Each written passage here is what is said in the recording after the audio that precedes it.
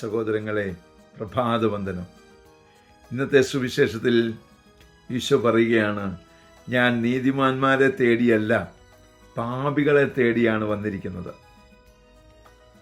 നാം എല്ലാവരും പാപികളാണ്. പാപികളെന്ന് പറയുന്ന അർത്ഥം പാപം ചെയ്യുന്നവൻ എന്ന അർത്ഥത്തിലല്ല.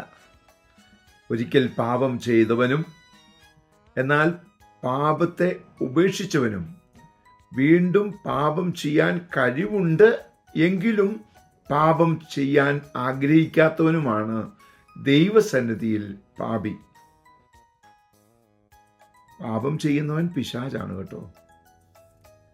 അപ്പോൾ പാപം ചെയ്തവനാണ്, എന്നാൽ പാപത്തെ ദൈവസന്നിധിയിൽ ഉപേക്ഷിച്ച് കളഞ്ഞവനാണ്, കളയുവാൻ ശ്രമിക്കുന്നവനാണ്. ഈശോയുടെ ആ വലിയ സഹായത്തോടെ നമുക്ക് അങ്ങനെ മുന്നോട്ട് പോകാൻ സാധിക്കും. ഏതെങ്കിലും ഒരു തെറ്റ് വന്നാൽ ദൈവസന്നിധിയിൽ പോയി മാപ്പിരക്കുമ്പോൾ, ഏറ്റുപറയുമ്പോൾ ദൈവം നമ്മോട് ക്ഷമിക്കും. അങ്ങനെ നാം വീണ്ടും വിശുദ്ധരായി മാറും. എപ്പോഴും തമ്പുരാൻ്റെ മുമ്പിൽ ഞാൻ അൻവർത്തിയാണ് എന്ന് പറഞ്ഞുകൊണ്ട് നിൽക്കാനായിട്ട് സാധിക്കും. അങ്ങനെയുള്ളവർക്ക് എളിമയോടെ ജീവിക്കാനാവും. അതുകൊണ്ട് അങ്ങനെയുള്ളൊരു കൃപാജീവിതം നമ്മിൽ സംഭവിക്കുവാൻ, നമ്മുടെ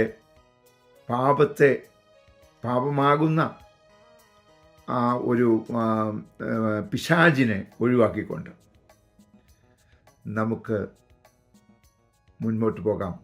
ദൈവം പാപത്തെ വെറുക്കുന്നുള്ളൂ, പാപിയെ സ്നേഹിക്കുന്നവനാണ്.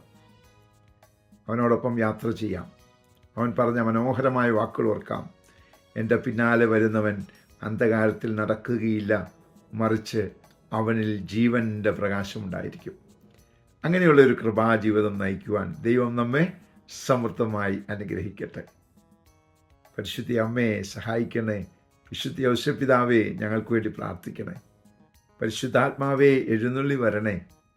പരിശുദ്ധ പരമ ദിവ്യകാരുണ്യത്തിന് എന്നേരവും ആരാധനയും സ്തുതിയും പുകഴ്ചയും ഉണ്ടായിരിക്കട്ടെ. ആമേൻ.